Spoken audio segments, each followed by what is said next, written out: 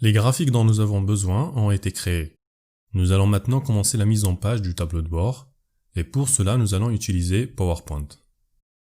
PowerPoint va nous permettre de créer des formes grâce aux outils de dessin. Donc nous avons besoin de créer différentes zones sur notre tableau de bord et chacune d'entre elles sera adaptée à chaque graphique créé précédemment. Donc ce que nous allons faire dans un premier temps, c'est supprimer les zones de texte. Et ensuite, pour avoir les bonnes mesures, ce que nous allons faire, c'est aller dans Affichage et nous allons activer les guides.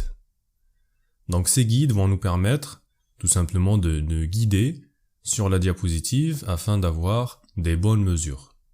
Donc ce que nous allons faire ensuite, c'est venir ici, on va se placer sur le guide vertical, on va faire un clic droit et puis nous allons ajouter un autre repère vertical. Ok, parfait. On va en ajouter un deuxième. Donc on va venir se placer sur 15-30. Parfait. Et nous allons faire de même de l'autre côté à 15-30. Parfait. Nous allons ajouter d'autres axes et nous allons donc ici faire un clic droit, mais cette fois-ci nous allons ajouter des repères horizontaux. Donc on va en ajouter un premier et un deuxième. Donc le premier, nous allons venir le placer à 8,80. Parfait. Et le deuxième, pareil, mais cette fois-ci, plus bas, 8,80 également. Parfait, nous avons de ce fait créé notre marge. Ce que nous allons faire maintenant, c'est commencer directement par insérer les formes.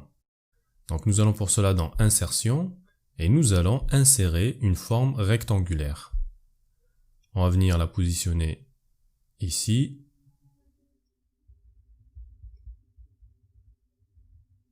Donc on va élargir un peu plus notre forme. Voilà, parfait. Ensuite, ce que nous allons faire, c'est créer les autres formes.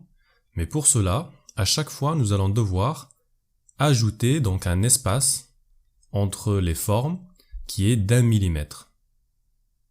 Donc ici, vous voyez, nous sommes à 10,80. Alors on va essayer de réduire la largeur légèrement, comme ceci. Parfait.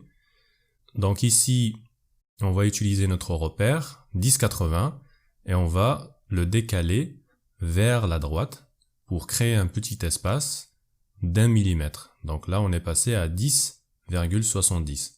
Donc de 10,80 à 10,70, il y a 1 millimètre d'écart. Parfait. Donc nous allons venir insérer une autre forme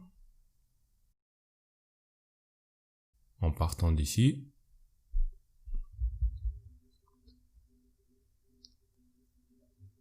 Alors en hauteur, nous allons partir sur 2,18 peut-être. Voilà, parfait. Ok, donc ici on va vérifier rapidement que c'est bien aligné avec notre repère. Voilà, parfait. Une fois que c'est fait, alors nous allons insérer les autres formes. Cette fois-ci, donc nous allons utiliser le repère horizontal que nous allons venir placer ici. Donc ici, nous sommes bien alignés avec la forme. Et ce qu'on va faire, c'est le décaler un peu vers le bas pour pouvoir créer notre espace de séparation d'1 millimètre. Donc nous étions à 6,6, on va passer à 6,5. Et on va faire de même pour toutes les autres formes que l'on va créer.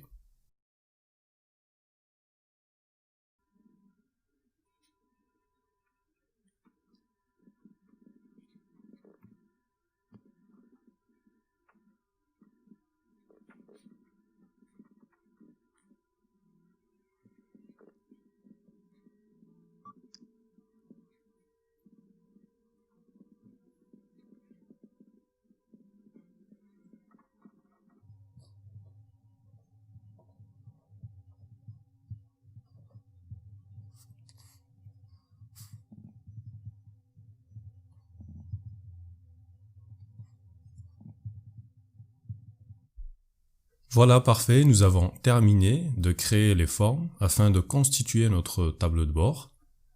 Donc nous avons les formes nécessaires, ce que nous allons faire c'est sélectionner toutes les formes et puis nous allons dans Format de la forme pour désactiver les contours dans un premier temps.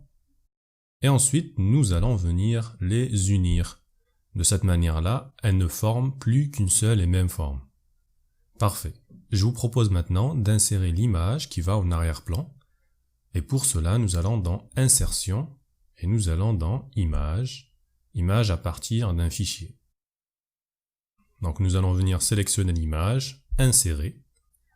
Voilà, parfait. Une fois inséré, il va falloir donc l'adapter à notre diapositive. Pour cela, ce qu'on va faire dans un premier temps, c'est aller dans Renier.